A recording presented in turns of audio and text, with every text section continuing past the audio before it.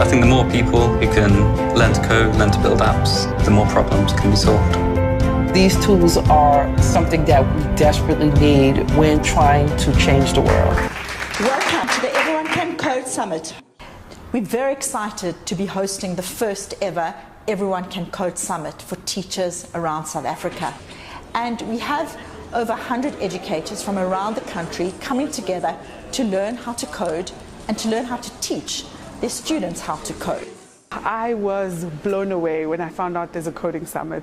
I immediately knew if I wasn't speaking there, I had to come there because we need this. We need a coding summit that will grow every year for every teacher, for every student to come show, to come learn, so we can all gather together like-minded people who are here to learn from each other. Having a summit like this in somewhere like South Africa I think is very important because we're sitting in a place where technology is being developed. This is a startup hub, and these startups need to be fed with new students, new people coming out of school who have some background knowledge so that they can begin to contribute very effectively to new companies, increasing the rate of creation of jobs, but also for themselves, for their own appreciation, for their own understanding of the way their world is going to be. We need to ensure that our students are ready for today's economy.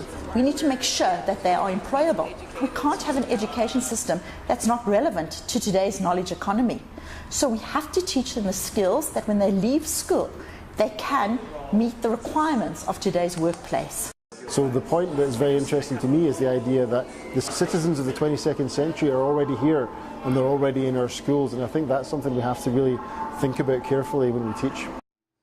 And what we've achieved today is really starting of the conversation, is what are the tools, what are the processes, and what are the ways that we can get this coding into our schools. It's part of a program offered by Think Ahead, where the follow-up is workshops, it's curriculum, and it's also bringing schools together with industry, together with higher education, to create a community that really empowers students to be able to code.